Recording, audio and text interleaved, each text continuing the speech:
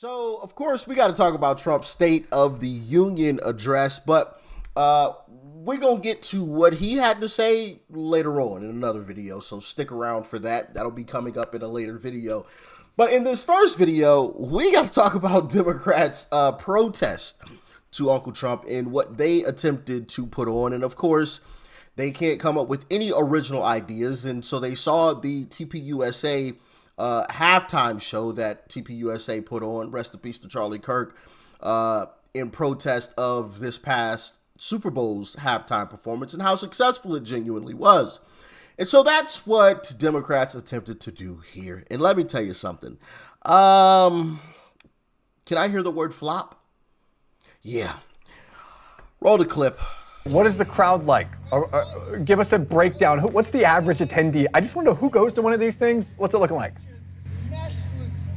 So when you say who goes to these types of things, not many. There's probably 75 people in this crowd, and I would say 35 of them are reporters.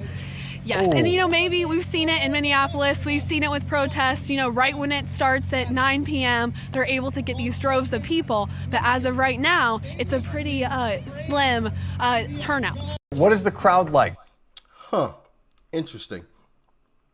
70-something people and 30-something of them are probably reporters. Interesting. We actually have a view of the crowd from this event, and I want you guys to... This is sad, man. This is sad. And it goes to show when Democrats don't bust people in, bro, their crowds are pathetic. I mean, absolutely embarrassing. Now I understand why they're always trying to bust people in. They were busting people into Kamala's rallies. They were busing people to these protests recently. Now I understand why. Because if they don't, it will be absolutely embarrassing. I mean, it's already embarrassing for them constantly protesting about a bunch of nothing. But it'll be extremely embarrassing if they were saying that they're going to put on this massive protest and nobody shows up. Check it out. The true state of the union is this. We got to go back. I'm gonna let the rest of the video play out, but I want to show you guys this crowd. Now, it's a little hard to see, but literally, this is the entire crowd right here. Like, that's the whole crowd. Like, no joke. That is the entire crowd. I don't know. You can't even see my cursor on here. I don't know why my cursor isn't showing up on the screen. That's kind of weird. Must be having some technical difficulties here. But, I mean, literally, you can see grass right behind these folks. Right behind these folks. You can see grass right up here. I wish you could see my cursor, but it doesn't look like you'll be able to see that. Anyway, not a big crowd at all. Not a big crowd. Matter of fact, here, I could kind of zoom into this a little bit so you guys can get a better look. You can see grass right there. You can see grass right there. Shows that, excuse me, pardon me. It shows that crowd is not very big at all. And a lot of these folks, it looks like in the back, are in fact reporters. You can see all the cameras and whatnot. This union is in crisis right now. Our cities are under attack by lawless law enforcement. Our democracy is wilting under ceaseless attack from a president who wants to be a despot. Millions of Americans are losing their health care because the president... Yeah, you really got a shot of it there. Where the crowd ends. Right there, you can see the trees in the background right there. Not a big crowd. Tiny little crowd. Tiny. Very tiny. Healthcare because the president has chosen corruption to pad the pockets of his billionaire friends instead of helping average Americans. You're not going to hear any of that in that speech tonight. A president who continues to hide portions of the Epstein files from both the survivors and the American people. When are they going to release the files?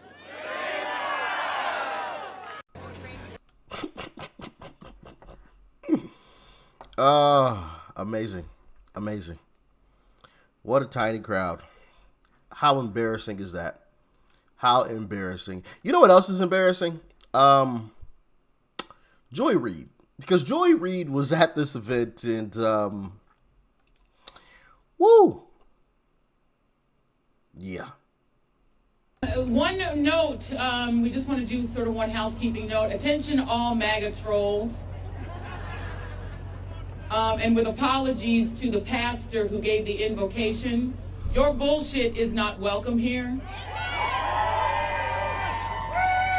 And to paraphrase one of my favorite actors in the world, Robert De Niro, I'm going to slightly paraphrase him.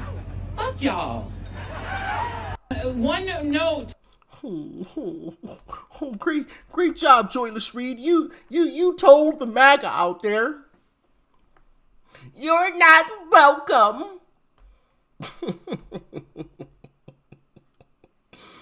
Oh, man. Okay. All right. Okay. Oh, man. How embarrassing. How embarrassing. That wasn't the only event that Democrats had put on. They put on this other event as well that, bro, I genuinely don't understand how anybody is a Democrat. I really don't get it. Because they do some of the weirdest stuff ever. And you're going to understand what I mean here in a second. Like, they do some of the weirdest stuff. You guys remember when Democrats thought it was like some cool and innovative idea to start cursing all of a sudden? Chuck Schumer stood up and started cursing randomly, and then some other random Democrat, I don't remember who she was, but like she had this really cheesy moment where she was like, yeah, we're all gonna F Trump. And it was like, wait, what? You're gonna go get your cheeks clapped by Trump? Like, I'm confused. What's going on here? Man, oh man, do they have cheesy moment after cheesy moment. And here is another one with some frogs, I guess. And another unoriginal idea, because the name of the event, you'll see in a second. Check it out. I'm a mother. I'm a physician, and I have a flag. And I am the proud representative for Oregon's 3rd Congressional District. Yes, thank you, thank you. And tonight, I defy Trump and his authoritarian project by standing in joyful, radical, peaceful resistance with the Portland Frog Brigade. I stand in unison with the Portland Frog Brigade. And it's a bunch of adults in frog suits. I'm just confused, bro. And of course, the name of the event, I guess you couldn't really see it there.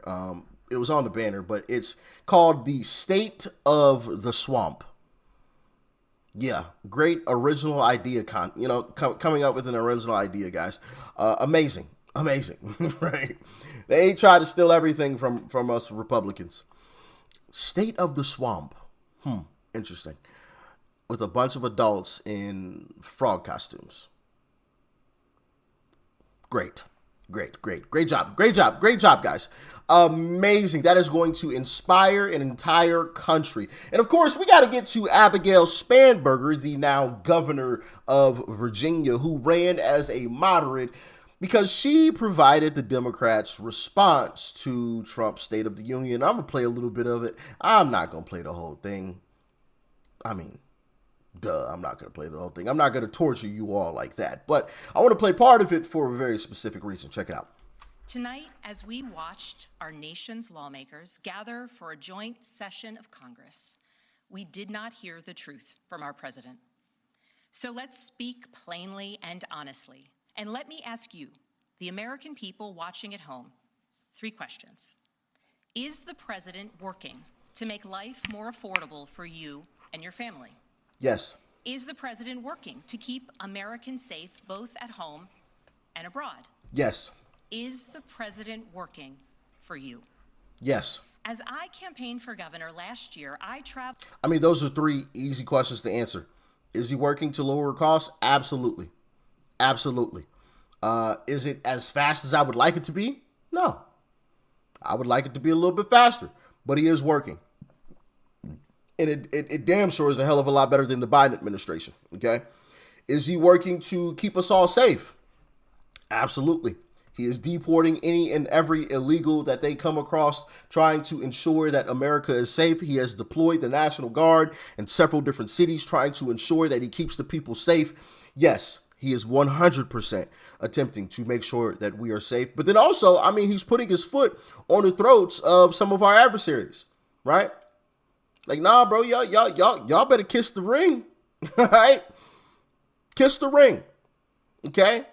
What was the last one? Is he working? Is he working for us? And working for you. Is he working for you? Absolutely, 100%. We can easily answer all three of those questions. You can't answer those questions with a yes from the Democrats, though. Absolutely not. Absolutely not. As a matter of fact, you would answer all three of those questions from Democrats, and this is just being completely unbiased with a no, with a hell no. Are Democrats working to lower costs? No. And they weren't for the past 4 years when they were in office. Costs rose under their leadership. Okay. Were they working to keep us safe? Absolutely the F not. They were letting anybody and everybody into this country. We've caught known terrorists in this country because they left our border open, all while telling us that it was closed. Are they working for us? Absolutely not. We know the Democrat Party is bought and paid for. So you can genuinely answer all three of those questions with a no. As I campaigned for governor last year, I traveled to every corner of Virginia, and I heard the same pressing concern everywhere. Wait for it. Costs are too high in housing, healthcare, energy, and childcare. And I know these same conversations are being had all across this country. Because since this president took office last year, his reckless trade policies have forced American families to pay more than $1,700 each in tariff costs. Oh, interesting. That's a lie. But then also, it's quite interesting. Well, first off, you can see that she's reading off of a teleprompter, but that's neither here nor there. She doesn't want to talk about the fact that costs rose massively under the Biden and Kamala Harris administration. They always ignore what their side actually had did. They don't want to talk, right? No, actually, we'll just stick on that because I was about to go down a whole laundry list. We'll just stick on that, right? We'll just stick on the cost, right? The cost of living. Once again, they don't want to talk about how much it rose under the Biden and Kamala Harris administration, but then they also, in the case of Abigail Spanberger and others, are taxing the crap out of their citizens while telling us that they care about affordability. And I talked about this in a previous video where I think I combined it with the Mom Donnie video because Mom Donnie literally said, hey, if I can't tax the rich, which you're already taxing the crap out of the rich, if I can't tax them even more, I'm going to tax the middle class. I am going to raise your property taxes by 10%. It was like 9.5, so we'll round it up to 10. How does that have anything to do with affordability? You're actually charging people more money. It's the same thing with Abigail Spanberger. Her and the Democrats in her state proposed over 50 different new taxes. As a matter of fact, let me see if I can pull that up really quickly. I don't think I can play the video because the last time I did it got copyrighted. So I'm not going to actually play the video. But I could probably read through some of the actual taxes that were proposed. Let me see if I can find that really quickly. Okay, so here we go. So we got a dog walking tax, a gym membership tax, a storage facility tax, an investment income tax, a concert tax, an event tax, a delivery tax. So for example, if you ordered something from Amazon or a food delivery service, you got an extra tax on top of that. What else we got here? Let me keep going. I need to go I was going the wrong direction. Dog grooming tax, a counseling tax, a extra property tax, of course, digital personal property tax, new car taxes and highway use fees, so tolls increase in hotel. Like, bro, this is just from Virginia, where that woman, Abigail Spanberger, that you just saw on your screen, her and Democrats in her state are proposing all of these different taxes while she's on national television talking about affordability. Make it make sense. Make it make sense. Yeah, we guys, us Democrats, we care about affordability, but we about to hit y'all with about 50 different new taxes. Mom Donnie in New York City, yeah, we care about affordability. We want to make everything free. But we about to raise your property taxes by 10%.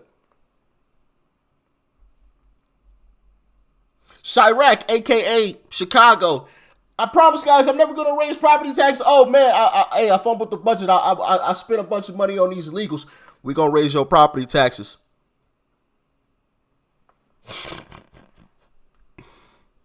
But Democrats care about affordability, though. Right. Okay. Anyway, y'all get in the comments. Let me know your thoughts and your opinions about all of this. Stay safe out there. Like I said, another State of the Union address video coming.